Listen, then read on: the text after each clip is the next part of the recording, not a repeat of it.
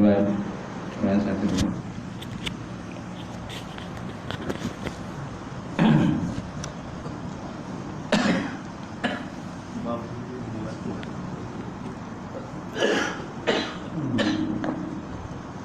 Baik.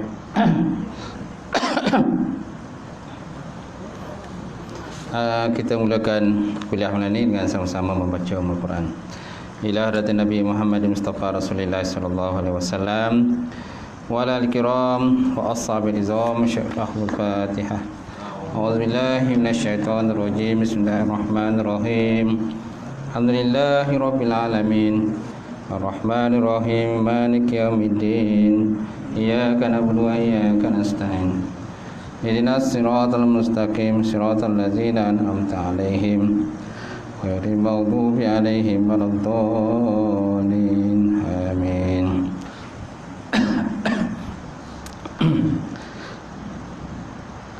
Assalamualaikum warahmatullahi taala wabarakatuh.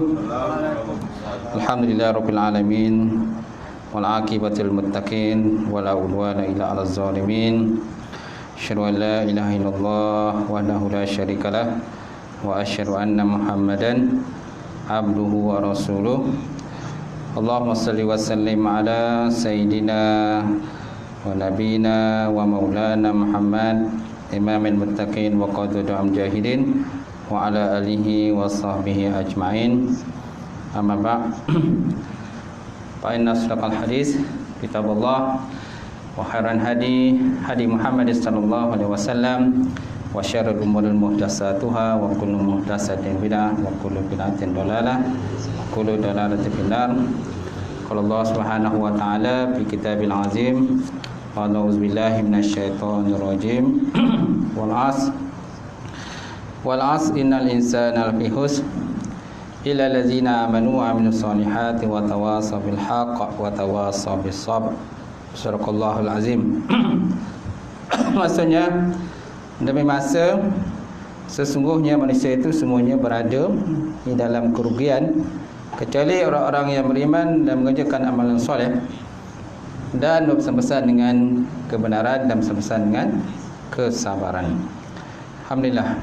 Qala Nabi sallallahu alaihi wasallam, kullu ummati yadkhulul jannah illa man aba. Qalu faman ya'ba ya Rasulullah? Qala man ata'ani dakhala jannah wa man asani faqad aba. Maksudnya Nabi SAW bersabda, setiap umatku itu akan masuk ke dalam syurga kecuali orang-orang yang aba orang yang enggan. Orang-orang yang enggan.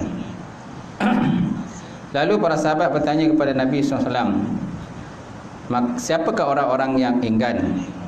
Faman ya'ba ya Rasulullah? Siapa orang enggan itu? Lalu Nabi SAW menjawab, man ata'ani dakhala jannah wa man asani faqad aba. Barang siapa yang taat kepada arahan dan juga perintahku, maka sesungguhnya mereka itu akan masuk syurga. Dan sesiapa yang melakukan maksiat terhadap diriku, maksudnya tak taat kepada arahan perintahku, maka mereka itu termasuk dalam kumpulan enggan, aba, ataupun kumpulan yang enggan. Baik. Alhamdulillah, kita banyakkan beri tashkur Allah Ta'ala kena dengan limpah kurnia dan rahmat kepada Allah. Dapat bersama yang melatih Tuan Imam kita, tak lupa juga Tuan Bilal, pengurusi surau, jawatankuasa, muslimin, muslimat, mukminin, mukminat yang dirahmati Allah. Alhamdulillah, kita panjatkan budi syukur Allah Ta'ala Allah Ta'ala izinkan sekali lagi pertemuan kita malam ini untuk minggu yang ketiga kita minggu pertama dan ketiga lah pengajian kita, pengajian bab akidah ataupun tauhid. Baik, malam ni kita sambung muka surat berapa? 9. Beberapa masalah sudah kan? Sekarang ni muka surat 13 kan? 13. Nah, tak datang lah tu. Tak datang. Okey. Jadi malam ni kita lihat perkara membatalkan dua kalimah syahadah. Mubtalatu kalimatus syahadah. Perkara membatalkan syahadah. Qala musannifu rahimahullah taala wa nafa'ana bi ulumihi fi darina amin. Telah berkatalah oleh musannif ataupun pengarang kitab dan mudah-mudahan bermanfaat akan ilmunya dalam dua negara, iaitu dunia dan akhirat. Setelah kita memahami segala yang terkandung dalam dua kalimah syahadah yang menjadi intisari segala rukun iman dan Islam serta panduan hidup, perlu juga diketahui bahawa terdapat perkara-perkara yang membatalkan dua kalimah syahadah. Setelah kita mengandung, dah fahamlah berkenaan rukun iman, rukun Islam dan sebagainya kan. So malam ni kita lihat perkara-perkara yang membatalkan dua kalimah syahadah. Ini satu bab yang penting lah. Satu bab yang sangat penting. Kadang sebuah orang ni dia tak tahu. Dia kata dia Islam. Tengok dekat IC dia Islam. Tapi dalam masa sama dia ada melakukan perkara-perkara yang boleh membatalkan dua kalimah syahadah tanpa dia tersedar, tanpa dia sedar. Dia tak sedar pun. Okey. Sebabnya pentingnya mengaji. Penting mengaji, penting belajar. Kalau dia tak mengaji, tak belajar, kadang-kadang dia buat satu benda yang boleh batalkan dua kalimah syahadah, dua kalimah syahadah, kadang dia tak tahu. Dia tak tahu, dia tak mengaji ya. Dia terus dia buat macam tu tanpa sedar. Itu pentingnya ilmu tuan-tuan. Baik, kita lihat pertama perkara yang membatalkan dua kalimah syahadah. Pertama, bertawakal dan bergantung pada yang lain selain daripada Allah Subhanahu wa taala. Bertawakal ataupun bergantung kepada selain daripada Allah Subhanahu wa taala. Dalilnya ialah firman Allah Subhanahu wa taala dalam Quran. Ba'da auzubillahi minasyaitonir rajim. Laqad nasarakumullah fi mawatina katsiratin wa yauma hunain is a'jabatkum kasratukum falan tughni ankum syai'a wa daqat 'alaihimul ardu bima rahabat summa wallaytum mudbirin. Maksudnya apa tuan-tuan? Laqad nasarakumullah. Sungguh telah memperlihatkan oleh Allah Subhanahu taala kepada kamu fi mawatina kasiratin, pada tempat-tempat yang banyak. Mawatin ini tempatlah. Sungguh Allah Taala telah memperlihatkan kepada kamu tempat-tempat yang kasirah, yang banyak. Wa yauma Hunain, dan pada hari peperangan Hunain, is a'jabatkum kasratukum. Ketika kamu merasa takjub, disebabkan jumlah kamu yang ramai. Falan tughni ankum syai'a. Padahal jumlah yang ramai tadi langsung tidak ada memberikan manfaat pada diri kamu. Jumlah yang ramai pun kadang-kadang tak ada manfaat. Lebih baik jumlah sedikit daripada jumlah ramai. Jumlah ramai pun kalau datang contoh gotong royong, ramai datang, tapi tercegat macam tu je lah, merhatikan saja. Pegang cangkul pun tak ada, pegang pun tak ada, pegang skop pun tak ada, pegang penyapu pun tak ada, duduk perhati je. Ada tak guna tu kan? Lebih tak payah kan? Mandu ramai, penyelia ramai, tapi yang pekerja tak ramai. Parahlah tuan-tuan, parah. Baik, itulah yang berlaku pada peperangan Hunain. A'jabatkum kasratukum. Ingat ada ketika kamu merasa takjub dengan jumlah kamu yang ramai. Falan tughni ankum syai'a. Padahal jumlah ramai itu tak ada manfaat apa-apa pun. Wadaqat alaihimul ardu bima rahubat. Sedangkan bumi pula telah menjadi sempit sempit di atas apa yang kamu kerjakan. Summa wallaitun mudbirin, kemudian kamu berpaling larilah daripada peperangan tersebut. Okey, ayat ni turun berkenaan dengan peperangan Hunain. Peperangan Hunain yang berlaku di satu lembah namanya lembah Hunain. Nabi pun terlibat dalam peperangan itu. Masa peperangan itu jumlah tentera Islam ramai, tentera kafir tak ramai. Jumlah orang Islam kan ramai, lebih kurang 10,000 jumlah tentera Islam, ramailah. Tentera kafir saya tak ingat berapa, tapi jumlahnya tak ramai. Okey. Jadi dalam perjalanan pergi ke Hunain, ada di kalangan tentera itu yang berkata kan, dia kata hari ni kita tak akan dikalahkan. Sebab apa? Kerana jumlah kita ramai. Jumlah kita ramai, mustahil kita akan dikalahkan. Okay? Jadi kalau sahabat tadi menegurlah sikap sahabat tadi. Tak boleh kau cakap macam tu. Kalau Nabi dengar marah tu. Tak? Jadi pada besok hari itu, ketika para tentera semuanya tengah tidur sebelum bangun subuh, tiba-tiba mereka diserang handap oleh pasukan memanah tentera kufar. Mereka serang hendap oleh pasukan memanah tentera kufar. Okey, ketika serang hendap tadi, jadi ramailah di kalangan tentera Islam yang terbunuh, ramai yang cabut lari, lintang pukang dan sebagainya. Kenapa? Masa itu mereka tidak ada persiapan. Tak tahulah kenapa berlaku itu. Sepatutnya dalam peperangan mesti ada persiapan. Mesti ada orang yang berjaga kan. Sebahagian tidur, sebahagian lagi berjaga. Tapi tak tahu nama berlaku itu kenapa. Jadi tentera Islam masa itu diserang hendap dan dipukul dengan pukulan yang hebat, kan, dipanah dan sebagainya. Jadi akhirnya mulai ditapukang. Daripada jumlah yang ramai tadi tinggal beberapa ratus saja yang tinggal bersama dengan Rasulullah sallallahu alaihi wasallam. Nabi pun bertahan. Nabi bertahan masa itu. Bertahan habis-habisan. Serangan tentera kufar. Yang lainnya cepat lagi ditapukang lagi semua.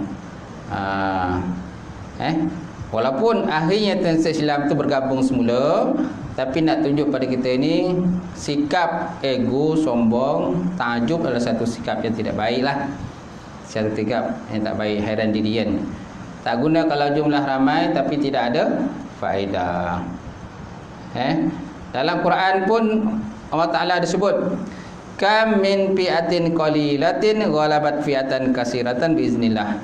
Berapa banyak jumlah yang tentera yang sedikit boleh mengalahkan jumlah tentera yang ramai, semuanya dengan izin Allah Subhanahu wa taala. Semua dengan izin Allah. Sebabnya kita jangan sombong, ego, takjub dengan jumlah yang ramai. Yang penting sikit pun tak apa, tapi fokus. Malam ni tak ramai kan? Tak ramai. Balik kampung. Tak apalah, tengoklah secara live. Siapa yang ada FB sini? Ada FB? Mana ada FB ke? FB tu add lah saya punya tu, lepas tu share lah ke kawan. Okey. Baik, kita lihat. Dan pada hari peperangan Hunain, katakanlah kamu sombong dengan jumlah kamu yang banyak, tetapi tidak memberi faedah sedikit pun dengan jumlah tadi, sehingga bumi yang luas menjadi sempit. Bumi yang luas boleh menjadi sempit disebabkan oleh serangan handap, talu-talu tentera kufar dalam tentera Islam. Kemudian kamu berbalik ke belakang dan lari lintang pukang, macam tu. Sehingga Nabi tinggal beberapa orang sahabat saja masih tinggal lah. Nabi kalau dalam peperangan, Nabi tidak boleh lari. Haram bagi seorang Nabi atau Rasul itu lari dalam peperangan, walaupun dia tinggal seorang. Walaupun Nabi itu tinggal seorang dalam peperangan itu, dia tak boleh lari. Itu memang kefarduan Allah Ta'ala kepada Rasulullah dan juga orang yang berstatus Nabi atau Rasul lah. Macam tu. Tiga dalam peperangan apa lagi? Peperangan Uhud, Nabi tak lari pun. Sampai kan orang kata patah gigi Nabi SAW, luka dan sebagainya kan. Nabi tak lari perang Uhud. Walaupun ada yang lari, tampukang dan sebagainya. Pertama sekali golongan-golongan yang tahap keimanan dia masih tu tak kuat lagi. Macam bawa musuh Islam tu, iman mereka tak kuat. Jadi kalau berlaku peperangan macam tu, tu yang dia cabut lagi. Tak sanggup Nabi.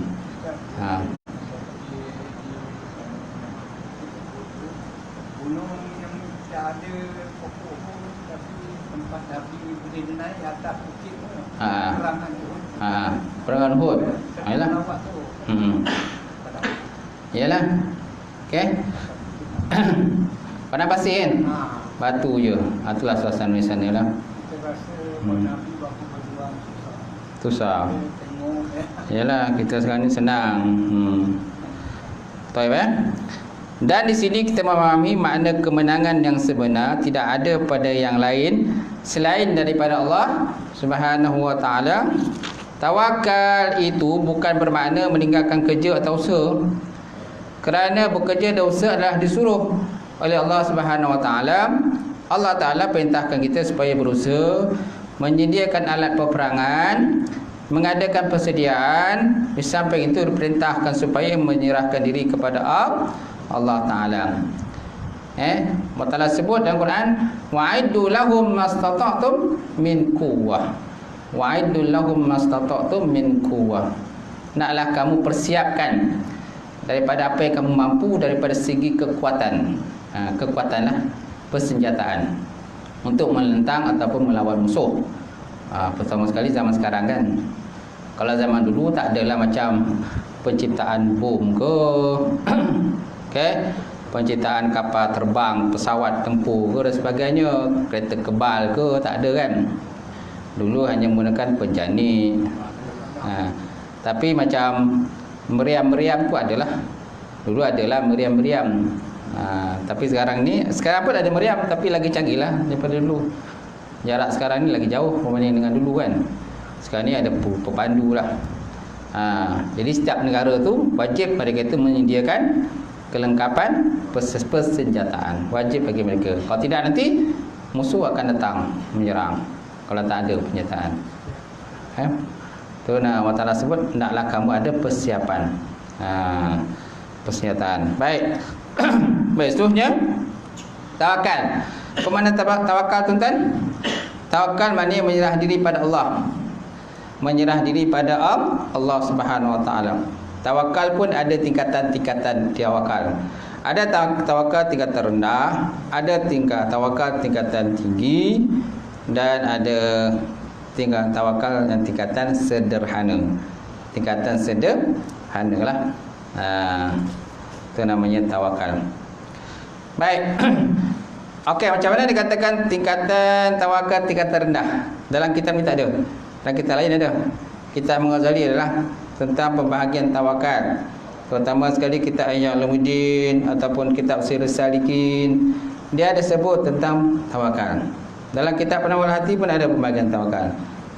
Yang pertama, tingkatan tawakal tahap rendah. Itulah mereka itu diumpamakan seperti memberikan amanah kepada seorang wakil. Seseorang itu memberikan amanah kepada seorang wakil untuk menjalankan sesuatu perkara. Apabila kita melantik amanah seseorang wakil, sudah tentu kita meletakkan satu amanah dan harapan kepada wakil tersebut. Kita minta wakil itu supaya cakap benda-benda ni daripada A sampai Z. Poin-poin dia kita beritahulah. Maka tugas wakil ialah bercakap A sampai Z sebagaimana yang diminta oleh orang yang mewakil. Begitulah wakil tadi bercakap berdasarkan apa yang dikenaki oleh yang dikenaki oleh orang yang mewakilkan itu. Jadi orang yang mewakilkan meletakkan satu harapan yang tinggi kepada orang yang diwakilkan. Okey. Contohlah dalam bab minang lah. Dalam bab minang, tuan-tuan mungkin nak minang seorang lah janda. Ada rumah tak? Ada.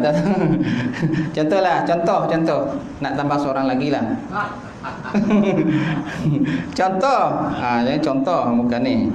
Contohlah. Jadi bila tuan nak minang seorang janda lain untuk buat rumah yang kedua lah, contoh. Jadi tuan melantik wakil untuk menjadi juru cakap kepada tuan. Betul tak? Apa hasrat tu, apa tujuannya, kan, apa perasaan dan sebagainya terhadap seseorang itu yang nak dipinang itu. Jadi orang yang diamanahkan mewakilkan bagi pihak Tuhan untuk cakap. Jadi jangan yang mewakilkan tu pinangkan untuk dia pula. Dia nak pinangkan untuk Tuhan, tapi tiba dia pinangkan untuk dia gitu. Kacau lah tuan-tuan. Kacau lah kan. Jadi maknanya kita meletakkan haripin kepada wakil kita, dan wakil pula kena menjalankan amanah tersebut. Itu tawakal tingkatan yang agak rendah lah pertama.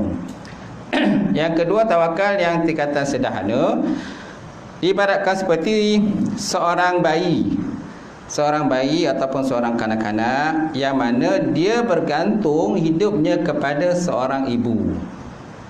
Dia bergantung hidupnya pada seorang ibu.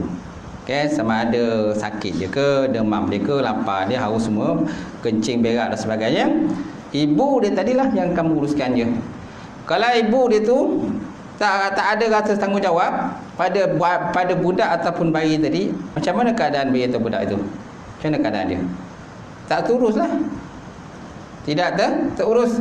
Ketika makan minum dia, kencing, berak dia semua tidak terurus. Kemungkinan najis mungkin bersepas-sepas sana, bersepasi dan sebagainya, disebabkan tidak diuruskan oleh seorang yang bernama ibu. Itu pentingnya seorang ibu. Seorang isteri lah yang bertanggungjawab. Suami pun sesekali bantulah isteri tadi. Tapi kalau suami sibuk kerja dan sebagainya, jadi tugas seorang ibu lah yang mereka. Jadi bayi tadi dia meletakkan harapan tinggi pada ibu dia. Itulah ibaratnya tawakal tingkatan yang kedua. Faham kan? Kalau tak ada ibu tu, tak teruruslah budak tadi.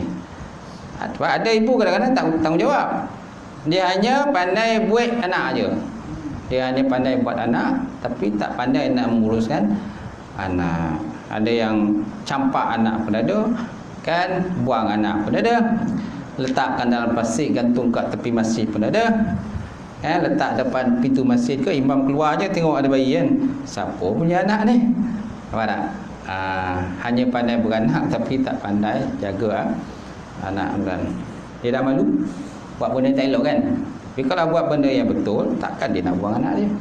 Sebabkan gara-gara buat benda yang haram, perzinaan, kan, persetubuhan dan sebagainya tanpa nikah yang sah. Itu jawapannya tu. Faham kan? Okey, tahap ketiga, tawakal ketiga itulah dipaparkan seperti seorang mayat ataupun satu mayat yang bergantung harapannya kepada orang yang menguruskan mayat itu. Orang yang menguruskan mayat. Pergantungan dirinya bergantung pada orang yang menguruskan mayat. Kalau seandainya tidak ada orang yang menguruskan mayat itu, kat situlah mayat tu terbengkang gitu. Keadaan busuk dia, tak terurus apa macam. Jadi yang berdosa siapa? Satu kampung lah berdosa, satu zaman lah berdosa. Kerana hukum kata menguruskan jenazah ini, tuan-tuan, asal dia dah Islam, kita tahu dia seorang Islam, fardu kifayah lah pada kita uruskan. Selagi mana tak ada orang uruskan, maka berdosalah satu taman itu ataupun satu qaryah itu, berdosalah. Seorang saja uruskan, yang lain tu habislah. Terlepaslah daripada dosa, tuan-tuan. Jadi mayat ataupun jenazah ni bergantung kepada orang yang menguruskan dia. Memandikan dia, menguruskan dia, mengkapankan dia, kan, galikan liang lahat dia, kubur dia kan, talqin dan sebagainya. Sebab dia dah jadi jenazah, tak tahu benda lagi. Dia dah berada di alam lain, jasad dia terkaku macam tu je. So, faham kan? Itulah tingkatan tawakal, tingkatan yang paling tinggi lah. Macam tu. Baik. Seterusnya, kita juga disuruh mengobati penyakit. Kita disuruh mengobati penyakit. Kita dimestikan mencari sebab musabab penyakit dan merawatnya sekaligus bertawakal kepada Allah, berserah diri kepada Allah Subhanahu Wa Taala. Dan adalah tak benar jika berdosa dengan tidak bertawakal kepada Allah. Sebagaimana juga orang-orang yang bertawakal dengan tidak berdosa adalah juga salah. Menjadi kesalahan jika meyakini segala usaha itulah yang membawa akibat secara mutlak, tidak bersandarkan pada kudrah dan iradah Allah Subhanahu Wa Taala. Apa-apa saja tuan-tuan yang berlaku di dunia ni mesti bersandarkan pada kudrah dan iradah Allah Subhanahu Wa Taala. Di dalam menjayakan sesuatu perkara tuan-tuan, kalau ngaji kita sebab 20, kan? Kalau ada kudrah, tidak ada iradah, tak boleh. Kan? Ataupun ada kudrah, ada iradah, tak ada ilmun, tak boleh juga berlaku. Kan? Kemudian ada kudrah, ada iradah, ada ilmun, tak ada hayat pun tak boleh berlaku juga. Mesti ada 4 item, 4 perkara ni mesti ada. Mesti ada hidup, hayat. Allah Ta'ala bersifat hidup, hayat. Kemudian Allah Ta'ala bersifat ilmun, mengetahui. Sebelum dijadikan alam lagi, Allah Ta'ala dah tahu dah apa yang berlaku pada diri kita. Okay. Yang ketiga mesti ada iradah, kehendak. Mesti ada perkehendak ataupun kehendak. Yang keempat mesti ada kudrah, menentukan. Mesti ada kuasa, kudrah berkuasa. Okay. 4 elemen ni kan, untuk menjadi satu dia tak boleh bercerai tanggal, tak boleh lari, mesti ada benda ni. 4 perkara. Tak ada samak basar pun tak apa. Memanglah sifat samak basar itu, mendengar melihat itu sifat Allah juga, sifat wajib bagi Allah. Tapi di dalam menjayakan sesuatu kudrah Allah, kehendak Allah, mesti ada 4 perkara ini. Dan ini termasuk dalam sifat ma'ani. Sifat apa tuan-tuan? Sifat ma'ani yang dibangsakan kepada zat Allah Subhanahu Wa Taala. Okey? Kalau kita ada kehendak, tak ada kudrah, boleh berlaku tak? Tak berlaku juga. Kita ada hayat, ada ilmun, tapi tak ada kudrah, tak ada iradah pun tak akan berlaku. Ataupun ada iradah, tak ada kudrah, tak akan berlaku. Ataupun ada ilmu ada, tapi tak ada kudrah, tak ada iradah, tak juga akan berlaku. Mesti ada 4 ni barulah berlaku sesuatu benda yang dikenaki oleh Allah Subhanahu Wa Taala. Baik. Kemudian penyakit. Nabi SAW bersabda, likulli da'in dawa. Dan kat situ tak adalah. Likulli da'in dawa, setiap penyakit tu ada obat dia, kecuali mati. Kecuali mati. Mati tak ada ubat lah. Yang mana sampai saat dia matilah. Jadi setiap penyakit ada ubat. Cuma kadang-kadang tak jumpa lagi ubat. Penawar tu tak jumpa lagi. Tapi penawar tu tetap ada. Kan, berdasarkan hadis Nabi SAW, setiap penyakit ada ubat dia. Okay. Cara pengubatan yang paling bagus ialah menggunakan Al-Quran. Ke Al-Quran ataupun doa-doa yang maksur yang datang daripada Rasulullah SAW. Itu yang paling baiklah. Kan zaman sekarang ni macam-macam kan, menggunakan tahap apa benda campi serampah dan sebagainya yang tidak bersumberkan kepada Al-Quran ataupun doa-doa yang maksud daripada Rasulullah sallallahu alaihi wasallam. Ya.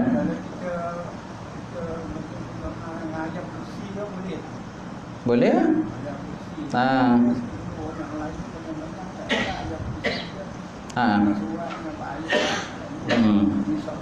Ayat kursi 3 kul pun boleh.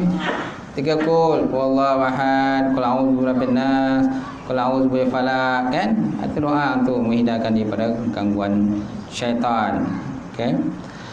Baik, seterusnya jelaslah bahawa di sini letaknya perbezaan antara orang beriman dengan orang kafir, di mana masing-masing bekerja dan berusaha. Tetapi orang yang beriman itu mempunyai sifat tawakal, sementara orang kafir dia tidak ada sifat tawakal.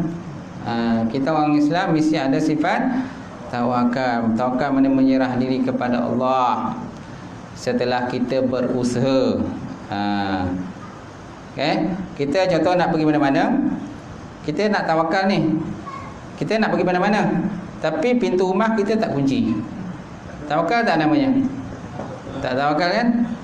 Kalau kita nak pergi mana, naklah dikuncilah pintu rumah kita, tingkap kita, kan? Kunci itu letaklah ke suatu tempat yang anak-anak kita semua tahu. Angah, alung, kita orang semua tak ada kat rumah, kan kembalikan kunci ke bawah tu, bawah pasu tu. Kunci tu pakai bawah pasu tu, dia kata. Yalah, dia kata. Jadi bila angah alung balik pun dia tahu kunci kat situ. Ni kunci tapi letak ke depan tu. Pencuri datang, kunci ke semua ni? Kunci rumah tu kan, terbongkar je kunci kat situ. Pencuri pun ambil kunci, buka lah. Senang lah kan. Walaupun tutup kunci-pintu tadi. Tak guna juga kalau kunci kita dah kan. Kayak pencuri tu. Apa lagi kalau pencuri tu pula memang jenis pakar pula. Pakar pula yang memecah rumah orang kan. Kerana sebab kunci pencuri ni dipakar. Macam mana pun tuan-tuan kunci tahu dia buka. Tahu dia buka. Dia lagi pakar pada kita. Apa ya? Sesiapa yang berikhtiar dan berusaha sahaja dan lalai daripada tawakal kepada Allah adalah berdosa. Siapa yang ada usaha ikhtiar tetapi dalam bab tawakal tak ada, penyerahan diri pada Allah Taala tak ada. Kerana kita ni tuan-tuan dalam mazhab Ahlussunnah wal Jamaah ni mesti ada hubungan kita dengan pencipta, itulah Allah. Kalau kita tak ada hubungan dengan pencipta, hanya bergantung semata-mata dengan usaha kita, itu namanya fahaman Qadariyah. Fahaman apa tuan-tuan? Qadariyah. Qadariyah ni dia tak ada hubungan dengan Allah. Dia kata berjaya tak berjaya bergantung pada diri dia sendiri. Bergantung pada diri dia sendiri. Tak ada campur tangan kuasa Allah. Ini tak boleh. Okey. Satu lagi fahaman yang tak betul, fahaman Jabariyah. Pahaman Jabariyah ni pula dia serahkan bulat-bulat pada Allah tanpa usaha. Tak boleh juga. Mesti ada usaha. Kita ni Ahlussunnah wal Jamaah, kita duduk tengah-tengah. Bukan Qadariyah dan bukan Jabariyah. Duduk tengah-tengah. Ada usaha, ikhtiar, lepas tu tawakal kepada Allah Subhanahu wa taala. Nak berjaya kena usaha. Anak cucu kita nak berjaya dalam peperiksaan. Mestilah usaha lah. Ulang kaji pelajaran, lepas tu masuk pula tuition, ikut kelas tambahan, kan? Buat latih tubi. Buat latih tubi tu tak? Lepas tu banyak orang kata mentelaah pelajaran daripada banyak bermain-main. Banyak benda-benda lara ni dikurangkan, aktiviti di luar rumah dikurangkan. Kena banyak aktiviti dalam rumah, mengulang kaji benda. Tu syarat atau syarat nak belajar, nak berjaya lah. Tapi kalau tak ada persiapan peperiksaan, nak periksa ni? Main sana, main sini, kejar sana, kejar sini. Buku tak berusik langsung. Macam mana nak berjaya sendiri? Kemungkinan besar tidak akan berjaya. Tidak akan berjaya. Susah nak berjaya lah. Baik ya? Dan sesiapa yang menafikan hubungan dengan Allah Ta'ala dengan mengenepikan ayat-ayat Quran yang menyatakan bahawa segala-galanya berada di bawah kudrah iradah ilmu Allah Ta'ala, maka ini bermakna dia telah menjadi syirik dan batal dua kalimah syahadah.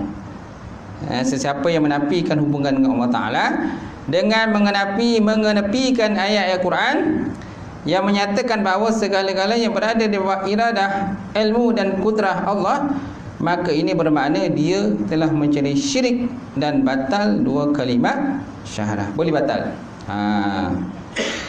Dalilnya sangat banyak. Antaranya ialah firman Allah Subhanahu wa taala Al-Quran, "Falam taqtuluhum walakinnallaha qatalahum."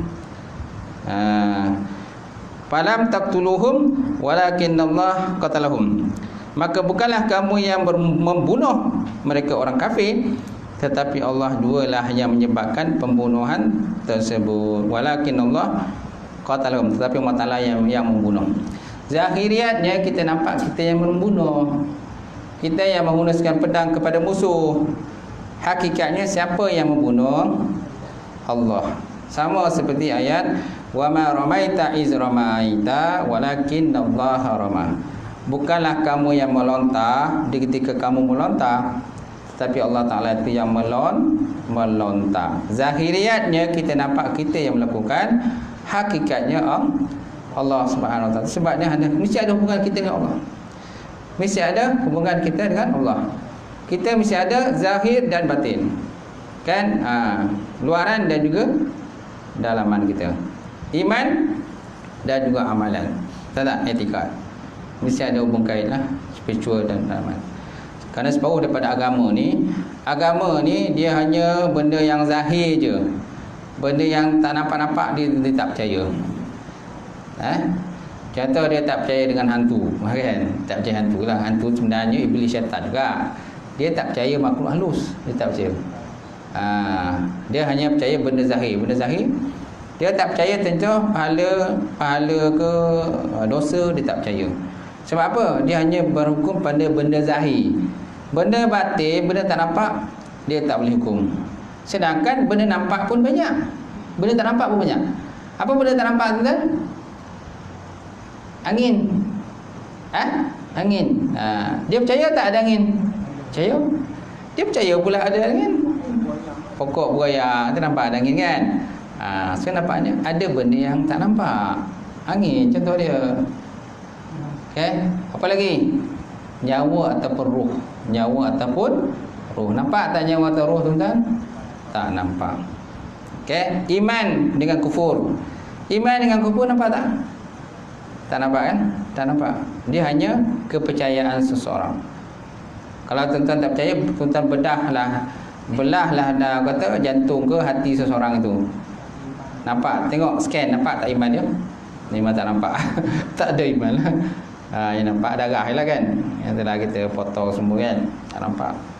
Kerana benda itu adalah benda yang di luar daripada bidang kajian manusia kan. Alam roh lah, alam roh, alam batin, betul tak?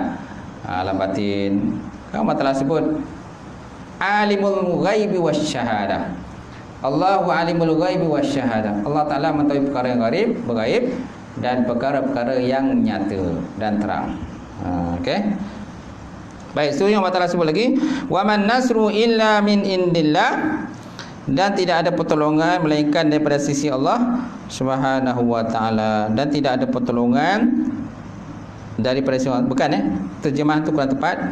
Terjemahan yang tepat, dan tidak ada pertolongan melainkan daripada sisi Allah Subhanahu wa taala. Kan di situ tak ada melainkan kan? Kalau tak ada melainkan salah terjemahan tu. Dan tidak ada pertolongan daripada sisi Allah taala kan salah kan? Jadi tidak ada pertolongan melainkan daripada sisi Allah Subhanahu wa taala. Kerana ada huruf illa. Mana illa tu melainkan ataupun kecuali.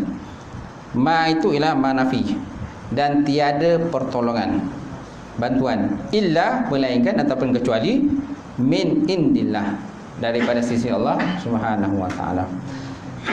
Baik, seterusnya, innallaha war razzaq.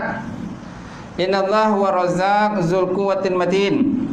Innallaha, sesungguhnya Allah Subhanahu wa taala, huwa, dianya Allah, ar-razzaq, yang maha memberi rezeki, zu, lagi mempunyai, kuwatin, kekuatan, al-matin, lagi kekuatan yang teguh. Allah Ta'ala yang menguruskan rezeki, yang mempunyai rezeki, dan dialah yang mempunyai kekuatan yang matin, kuwatul matin, kekuatan yang teguh. Jadi kalau tuan-tuan rasa terdosa, kan ada orang nak pukul kita, tuan-tuan bacalah ni, innallaha warazzaq dzul quwwatil matin, dzul quwwatil matin. Bacalah zikir banyak-banyak, insya-Allah terhindar. Kerana makna kuwatin ni kekuatan. Zu ni mana mempunyai. Zu mana kekuatan, mempunyai. Kuwah, kekuatan. Al-matin, yang teguh. Ataupun innallaha ala kulli syai'in qadir. Innallaha ala kulli syai'in qadir.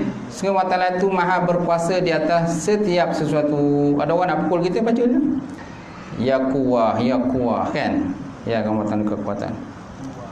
Baik. Bukan kuah gulai itu, bukan. Itu kuah juga.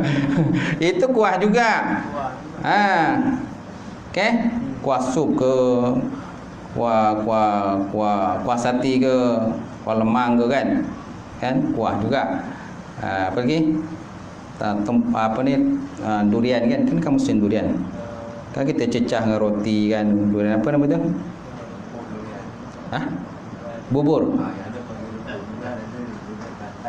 Santan. Bubur durian kan? Ada bubur durian? Tak ada? Akan datanglah. Okey. Akan datanglah. Okey, malam ni tak ada bubur durian, siap. InsyaAllah akan datang. Mungkin ada sesiapa yang nak sponsor kan bubur durian. Baik. So Allah Ta'ala sebut Al-Quran, wa iza maritu fahuwa yashfi. Wa iza maritu fahuwa yashfi. Dan apabila aku sakit, maka dia Allah Ta'ala tu yang menyembuhkan. Dia Allah Ta'ala menyembuhkan. Ataupun ayat yang famous yang biasa dibaca, wa nunazzilu minal Quran ma huwa shifa' wa rahmatun lil alamin. Wa nunazzilu minal Qur'an ma huwa syifaa wa rahmatun dan dia Allah Taala tidak menurunkan Quran, tidak melainkan Quran itu merupakan sebagai syifa, penyembuh dan juga rahmat kepada orang-orang yang beriman kepada Allah. Seterusnya Allah Taala sebut dalam Quran, alam tara anna Allah anzala minas samaa'i ma'an fasalakahu yanabi'a fil ardi summa yakhruju bihi zar'an mukhtalifan alwanu summa yahiju fatarahu musfarran summa yaj'aluhu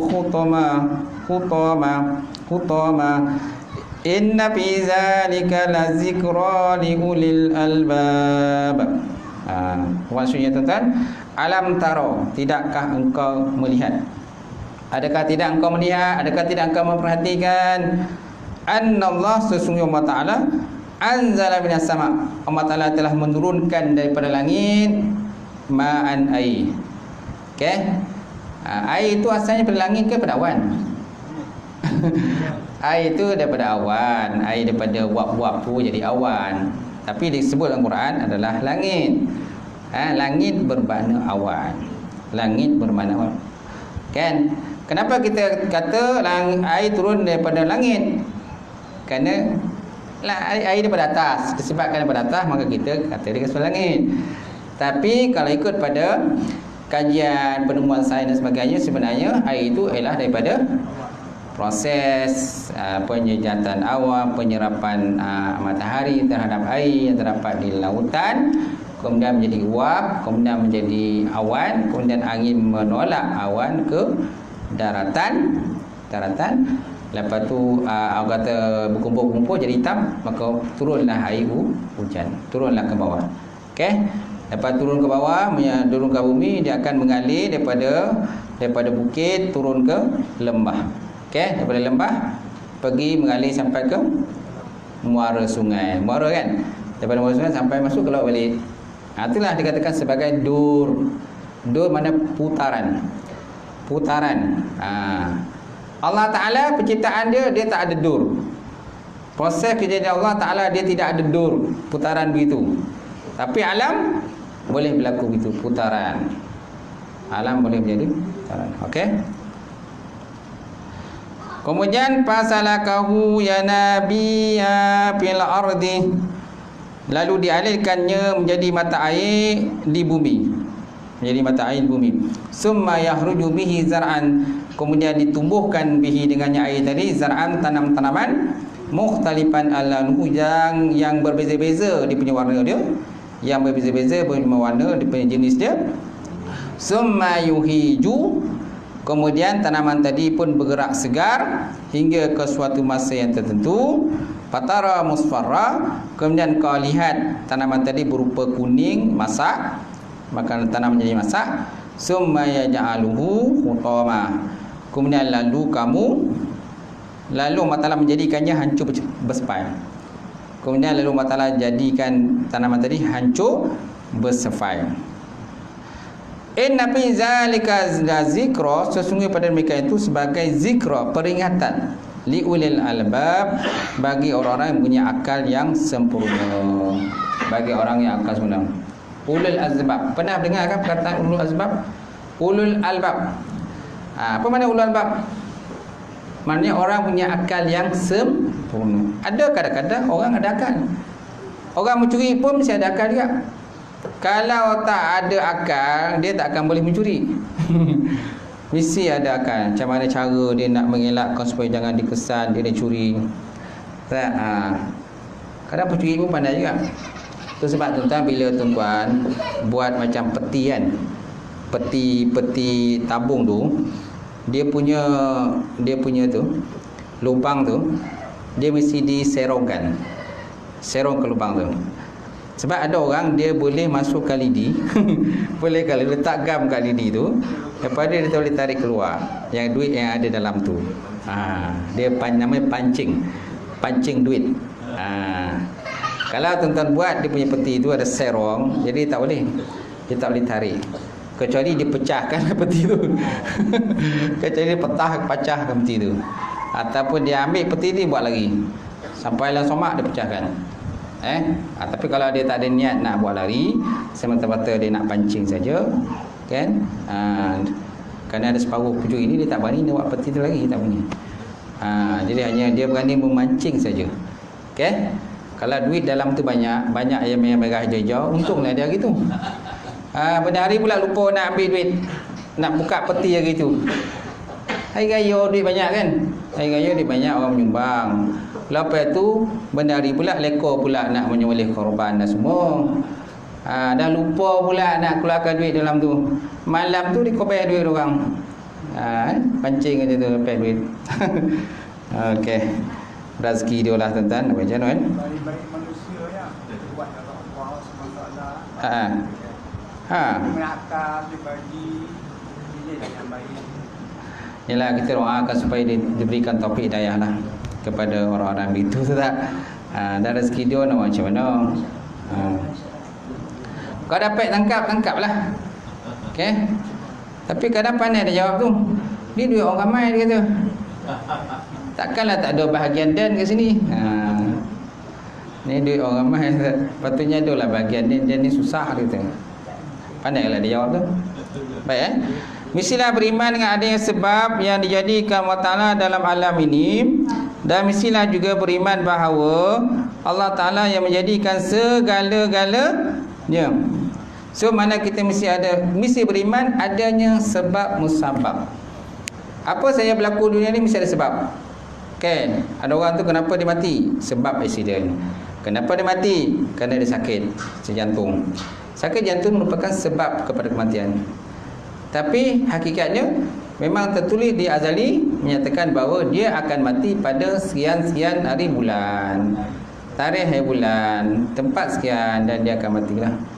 Okey, kemalangan itu jatuh ke, sakit jantung ke, itu hanya merupakan penyebab kepada kematian itu.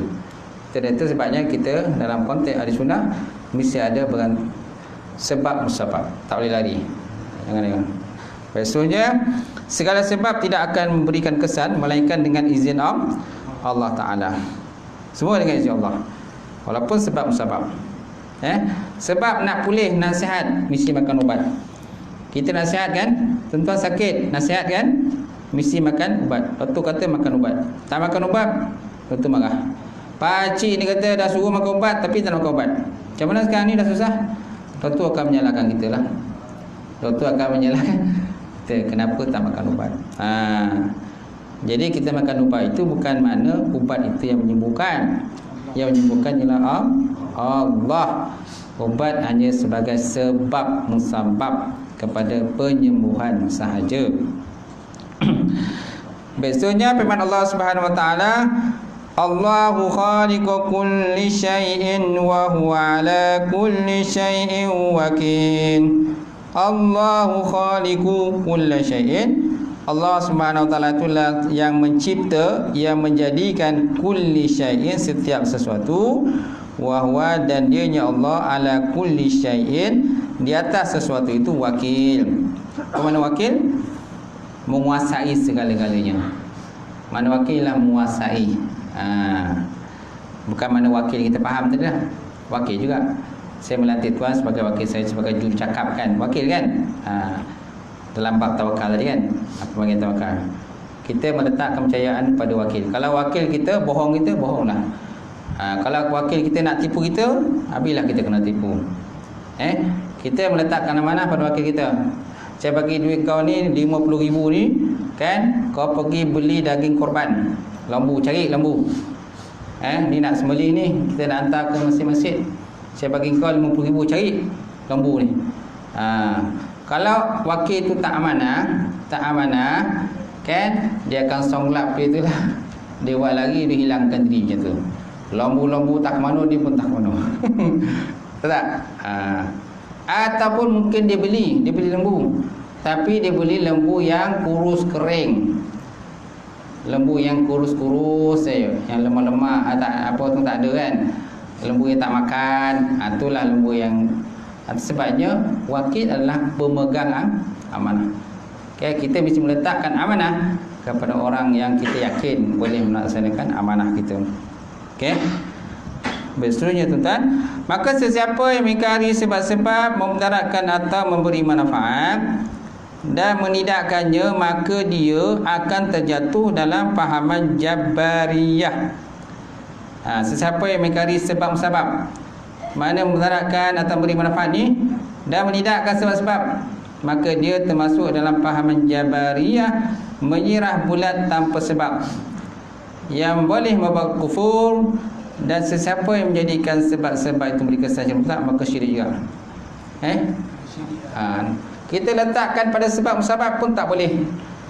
Okey. Contoh tadilah. Kenapa kau makan ubat ni? Kenapa kau sihat? Kerana makan ubat. Ubat ni lah satu-satu yang menyembuhkan, bukan izin Allah. Bukan dengan izin Allah. Tak boleh. Okey. Ubat adalah sebagai wasail ataupun wasitah, perantaraan kepada penyembuhan sahaja. Ataupun tak ada usaha langsung, serahkan bulat-bulat pada Allah tanpa usaha apa, makan ubat pun tak ada. Kenapa tak makan ubat ni? Aku serah diri pada Allah. Tak payah nak makan ubat ni, apa benda ni bidah ni, ubat-ubat ni semua bidah, kufur gitu. Semua tak boleh pakai ni ubat-ubat ni. Zaman Nabi tak ada makan ubat gitu. Macam-macam lah rasanya. Semua benar, dia pengolik. Dia pengolik makan ubat. Pengolik tu kan takut. Dia takut makan ubat. Ataupun takut kena cucuk injection. Doktor kata ni kena injection ni. Dia kata tak payah injection doktor. Ini semua bid'ah. Bid'ah, tak payah injection ni. Takut nanti dalam tak mundur dalam tu dia tu. Dalam ubat injection tu. Takut ada benda-benda yang haram tu dan sebagainya. Sebenarnya dia takut. Dia pengoleh. Takut kena cucuk. Kerana ada orang macam tu dia takut.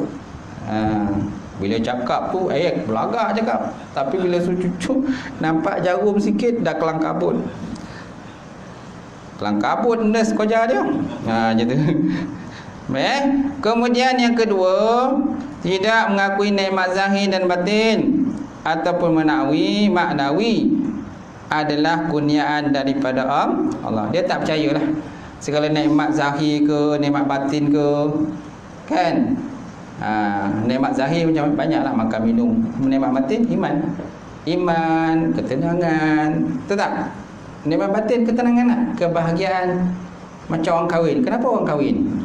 Nakkan sakinah, ketenangan, kebahagiaan, nakkan zuriat, anak.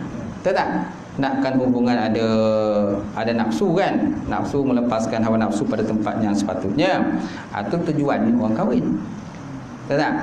Pertama sekali niatkan Allah Ta'ala lah. Terutama tu kena betul niat bila kahwin tu. Semaknanya semua tu nikmat. Okay? Ilmu pun nikmat juga. Kita dapat ilmu, tuan-tuan mengaji malam ni dapat ilmu. Kan? Hasil pengongsian daripada ilmu saya. Bukan kita nak apa pun, kita semua nak share ilmu saja. So dapat ilmu tu kita share ke orang lain pula. Jadi ilmu tu adalah satu benda nikmat daripada Allah.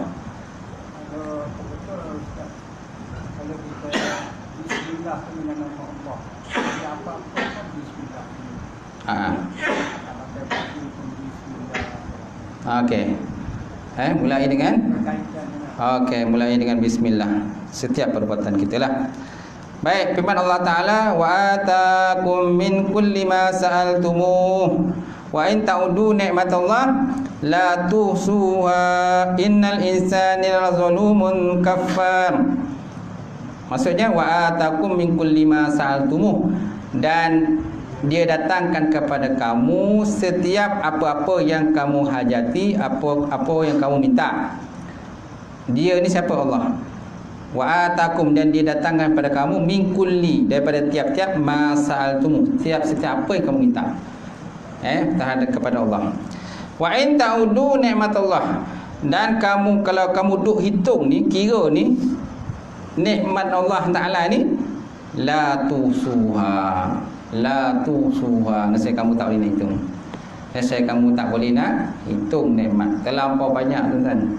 Bayangkanlah kita daripada Kochi sampai kita besar ni. Banyak kita dah makan dah. Banyak boreh kita dah makan. Banyak yang kata lembu korban kita dah makan dah. Lembu korban kan. Nampak? Banyak. Semua nikmat. Kesihatan nikmat. Okay? Buang air pun nikmat. Macam mana kalau kita tak boleh buang air? Buang air pun nikmat kau Ustaz. Yalah nikmat. Menung dalam bilik air tu kan termenung kan. Termenung kan. Nikmat. Kalau kita salah makan, tuan-tuan salah makan julap. Salah makan, perut pun kata berputar-putar kan.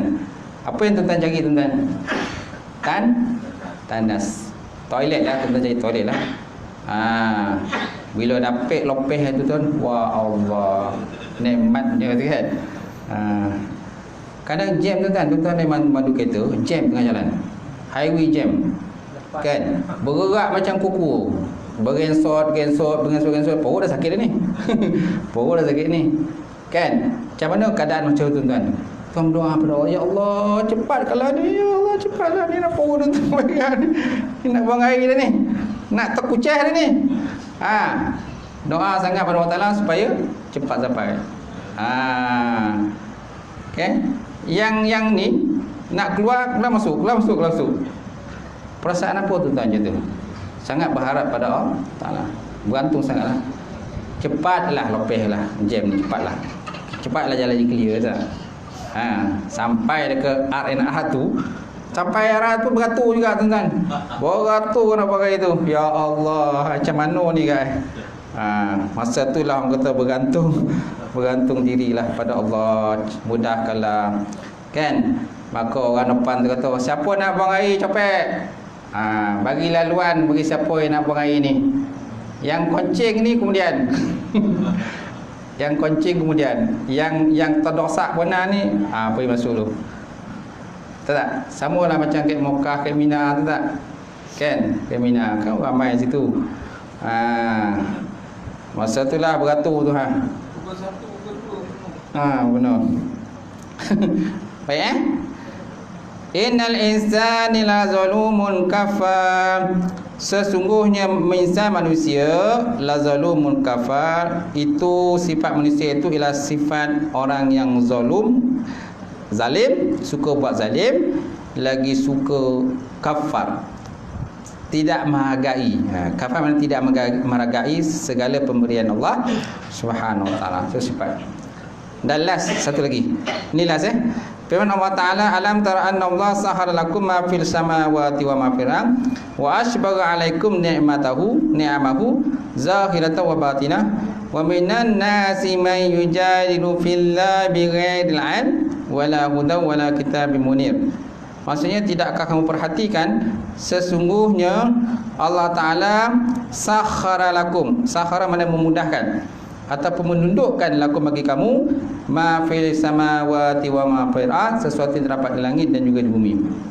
Wa asbagha alaikum, dan Allah Ta'ala juga menyempurnakan atas kamu itu nikmatnya zahiratan wa batinah, zahir dan juga batin. Wa minan nasi may yujadilu fillah, dan setengah pada manusia tadi ialah orang-orang yang suka membantah Allah tanpa pengetahuan yang jelas. Tanpa pengetahuan jelas kenapa dibantah.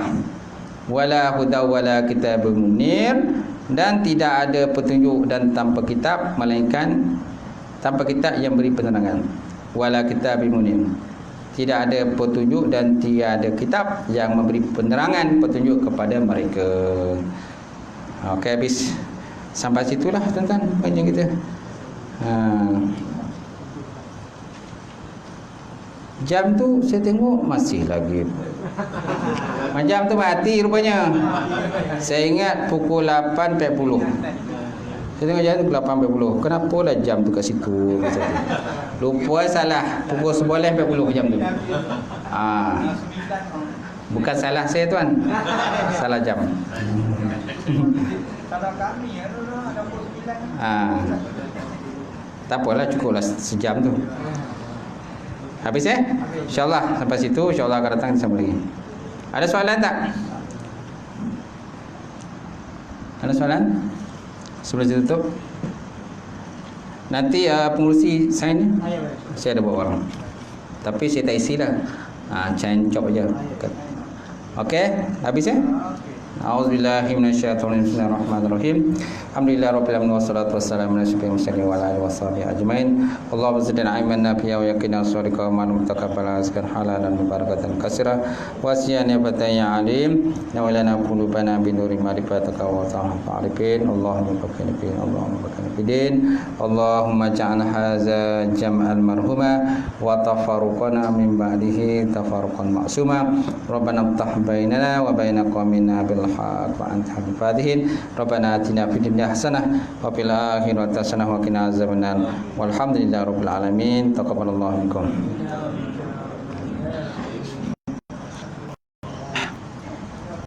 Tokana finish.